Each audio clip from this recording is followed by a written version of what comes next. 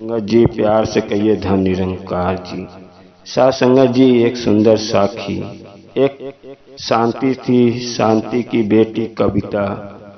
शांति ने बचपन से कविता को इतना लाड प्यार से पढ़ाया लिखाया, और पति नहीं था, पति गुजर गया था, लेकिन कविता कभी एक चम्मच तक नहीं उठाई थी। शांति उसको बस केवल पढ़ाती लिखाती थी, और कविता इतना लाड प्यार से पढ़ी थी।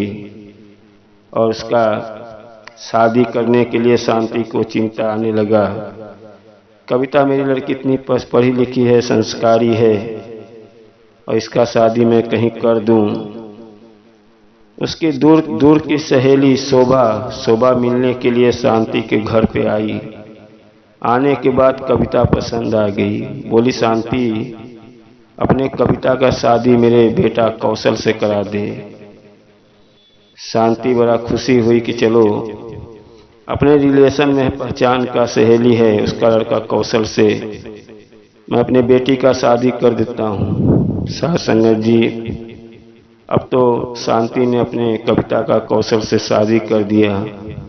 शादी करने के बाद जब कविता अपने घर गई, ससुराल गई, तो शोभा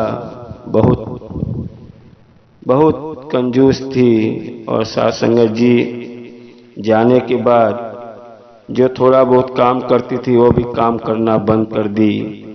और उसकी एक जेठानी थी, जेठानी सुमन से भी काम करवाना बंद कर दिया। साथ संगत जी सुबह जब कविता उठती थी, घर का खाना पीना बनाना, और उसी में कौशल काम पे जाता था, टिफिन बनाना, अब अकेला सब करना पड़ता था। साथ संगत जी अब एक दिन कविता थोड़ा बीमार हो गई। अपने सास से बोली, देखो मेरे से थोड़ा तबीयत नहीं सही लग रहा है, थोड़ा जेठानी से बोल दो काम करने के लिए। साथ संगत जी शोभा ने बोला, देखो आप घर की छोटी हो, काम तो आपको ही करना पड़ेगा, लेकिन सुमन नहीं जाएगी काम करने के लिए। साथ संगत जी कविता एकदम शरीर टूटते जा रहा है, कमजोरी आ रहा है, काम अकेला करना, और मार्केट से भाजी भी लाना, शोभा ने भाजी लाना भी बंद कर दिया था। साथ संगत जी कोई भी रिश्तेदार आता था, शोभा अपने रिश्तेदारों को खाना अच्छा बनाती थी। और साथ संगत जी एक दिन कविता की सहेली पायल मिलने के लिए आई कविता से, और कविता खाना बना के अपने घर में बैठी थी बेडरूम में, और पायल बाहर से आवाज़ दी। कविता घर में से दौड़ते हुए आई और पायल को गले लगा लिया। साथ संगत जी तब तक शोभा भी घर में से बाहर आ गई। उसकी सास ने देखा उसकी सहेली पायल आई है, पायल से बात करने लगी, और पायल बोलती, चल मैं तेरे से मिल लिया, तेरा हालचाल कैसा है, और मैं अपने घर जाती हूँ। कविता ने बोला, अरे इतना दूर से आई है, चल खाना पीना खा के जाना। जब खाने पीने का नाम लिया तो सास ने आंख दिखाया, कुछ खिलाना पिलाना नहीं है। अब उसकी आंख देख कविता समझ गई कि सास खाना खिलाने के लिए आंख दिखा रही है। अपने बेडरूम में ले गई, बातों बात में खाना के लिए नहीं पूछा, बस पायल से बात करके ही। पायल बोला, चल मैं चलता हूँ। पायल समझ गई कुछ कविता बहुत दुख में है, लेकिन कुछ नहीं बोली, चली गई। कविता एक दिन इतना बीमार हो गई थी और उसको बहुत कमजोरी लग रहा था, लेकिन सास को बोली कि आज मेरे को बहुत चक्कर लग रहा है, माताजी आप चले जाओ भाजी लेने के लिए, नहीं सुमन को भेज दो, जेठानी को भेज दो।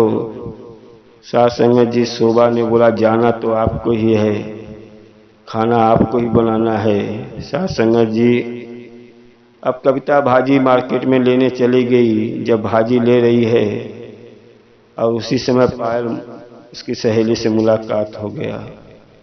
साथ संगत जी जब पायल से मिली कविता को देख के पायल बोलती है, कविता कुछ तो बात है तू छिपा रही है, तेरा शरीर बुखार से तप रही है, बुखार है।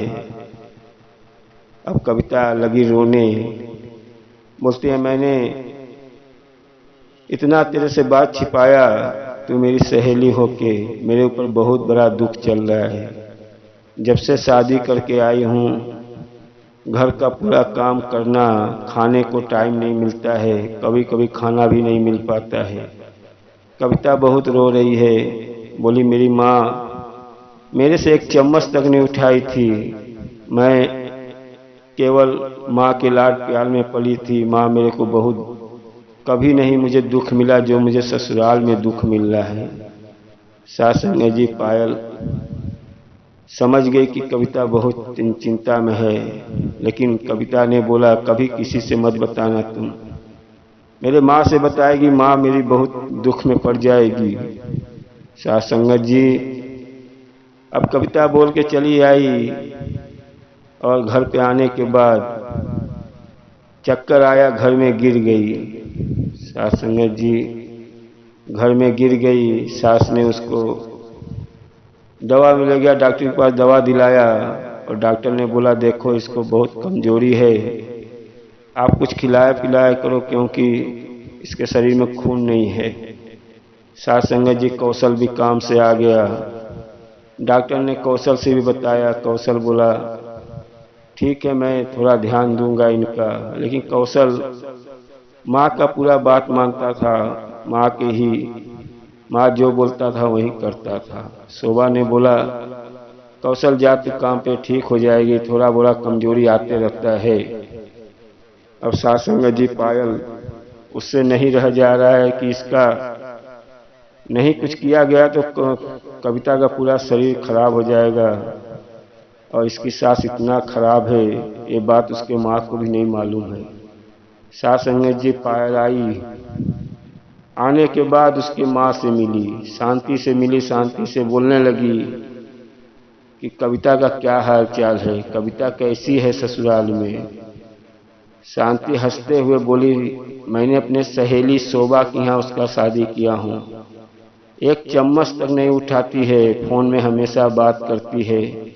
उसकी सास भी बोलती है कि मैं इतना अच्छा बहू पाया हूँ, मेरी बहू मैं उसका देखभाल करता हूँ। शोभा भी बहुत अच्छे से बात करती है। पायल लगी रोने, बोली तू नहीं जानती है माता जी, कविता बहुत दुख में है, कविता के ऊपर ऐसी दुख है, उसकी सास नहीं सही है। अब शांति ने सुना, शांति के पूरा होश उड़ गए कि मैंने लड़की को एक चम्मच तक नहीं उठाया और मेरी शोभा सहेली ऐसी है। और वहां से शांति भागते हुए आई, आने के बाद शोभा समझ गई कि कुछ तो बात है जो शांति भाग के आ रही है। अब शांति घर में होली और शोभा को देखी और शोभा को देखते ही लगी बहुत कुछ सुनाने। शोभा तू ऐसी है, मुझे नहीं मालूम था, तू मुझे बेटी को इतना डांटती है, इतना परेशान करती है, मैं कभी जीवन में नहीं सोचा था कि तू ऐसा करेगी। सास संगत जी शोभा कुछ बोले तब तक कविता घर में से चली आई, आके अपने माँ से लगी बोलने, माँ क्या बोल रही हो तुम, मेरी सास इतनी अच्छी है, मेरा सेवा करती है, मेरी हाथ बटाती है, मेरे सास को तो बुरा मत बना माँ। माँ बोली देखो मेरी बेटी इतना दुख में होते हुए भी सास की बुराई नहीं सुन रही है। बोले बेटी मुझे सब मालूम है, पायल ने मुझे सब बता दिया कि तेरे ऊपर बहुत बड़ा दुख चल रहा है, तेरी सास बहुत तेरे को डांटती है। अरे वो बोली नहीं माँ, पायल तुझे झूठ बोली है, मेरी सास इतना अच्छी है, कभी जीवन में ऐसी सास मैं पाके बहुत धन्य हो गई। अब शोभा को बड़ा एहसास हो रहा है कि देखो इतना मैंने कविता को डाहा और अपने माँ के सामने मेरा इज्जत बचा रही है, ऐसी बहू मैं पाके धन्य हो गई। और शोभा शांति कविता को समझाते हुए बोला, कोई दुख नहीं है ना? बोली, नहीं कोई दुख नहीं है माँ, पायल तेरे को भड़का दी है, चढ़ा दी है, तू जा, मैं बहुत सुखी से हूँ। जब माँ चली गई शोभा बहू के पैर पे गिर पड़ी। बहू ने उठा लिया, बोला, माता जी ये क्या कर रही हो? कहीं मैंने तेरे संगे बहुत गलत किया, मैंने शादी अपने सहेली के लड़की से किया शांति से, तेरे संगे इतना अत्याचार किया, और मैं हमेशा वो फोन में बोलती थी कि मैं तुम्हारे बेटी का देखभाल करती हूँ, मुझे माफ कर दे, मैंने ऐसी बहू पा के मैं धन्य हो गई। कोमल ने बोला, कविता ने बोला, माँ जी आप चिंता मत करो माँ जी, जो हो गया उसको भूल जाओ, और आप कभी मत निराश हो, जब तक मैं जिंदा हूँ आपका देखभाल करूंगी। शोभा बहुत रोने लगी। शोभा उस दिन से समझ गई कि मैं इससे बहुत काम करवाती हूँ, हम लोग बैठे रहते हैं, अच्छी बात नहीं है। अब शोभा भी हाथ बटाना शुरू कर दिया और सुमन से भी थोड़ा थोड़ा काम कराने लगी। अब सब मिलजुल के परिवार रहने लगे। सासंग जी, वीडियो अच्छा लगे तो लाइक और सब्सक्राइब कर दो। आने वाला वीडियो मिलता रहे, प्यार से कहिए धन निरंकार।